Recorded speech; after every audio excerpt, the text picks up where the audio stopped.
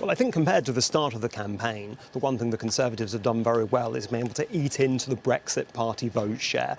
The Brexit Party obviously stood down candidates against all of the sitting Conservatives, and this has enabled the Conservatives really to reduce the Brexit Party to around 3% in the national polls, and that has actually helped them put up a considerable boost of support. As for some of the recent scandals in the last few days, it's too early to say whether that's going to cause a late swing away from the Conservatives. And what do we know about Labour right now? It hasn't been plain sailing for them as well. Yes, Labour have started the campaign really in dire straits, and it looked as though the Liberal Democrats, who started the campaign very, very brightly, had a good chance of eating into quite a lot of the Labour vote and potentially challenging Labour in places such as in London, where Labour had been very, very strong. However, what has happened in the last few weeks is the pro-Remain vote has started to harden behind the Labour Party to the detriment of the Lib Dems, and so both parties, main parties, have actually gone up in the election campaign, but probably the Conservatives just by a little bit more because they've been able to take the Brexit Party vote a bit more effectively than Labour have been able to take the Lib Dem vote. Where do you think it went wrong for the Liberal Democrats? I mean, Jo Swinson has essentially conceded it's very unlikely her party's going to win.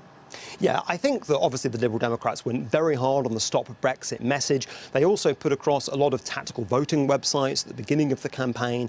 And I think where it's really gone wrong for them really began with the Jo Swinson question time performance. I don't think that's necessarily Jo Swinson's fault. I just think it's a natural sort of gravitational pull back to the two main parties. And as so often with the Liberal Democrats, which we also saw with Cleggmania, that those great dreams that they began the campaign with probably aren't going to become manifest in reality. OK, we'll look at some other parties in a moment, but you brought up tactical voting, so I thought we could talk about that. This is a very interesting time. Always been tactical voting. We don't think we've seen it talked about, focused on, pushed as much as we're seeing now in this general election. Is that being taken into consideration when looking at the polls?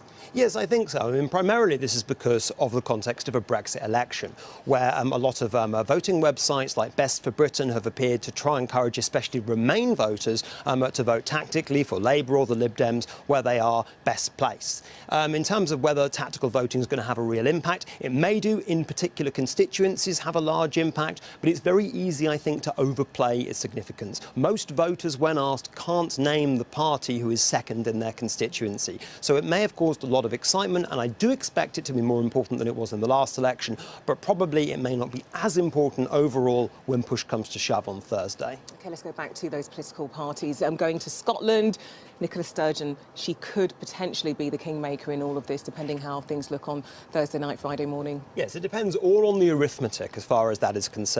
I mean, the SNP had very high aspirations coming into the election, potentially winning as many as 50 of the Scottish 59 seats. However, actually, what seems to have happened in the last few days is that even though the SNP are expected to do better than they did in 2017, we've seen a notable firming up of the Scottish Conservative vote and, to an extent, even of the Scottish Labour vote. So the SNP may only finish up around 5 or 6 points up on where they were last time, around 40 to 41 seats overall. Probably just a little bit disappointing, I think, compared to where they were. OK, so very quickly, at this stage, at 2017, how did the polls look then compared to the reality, and how are the polls looking now? And do you think they could be right this time round?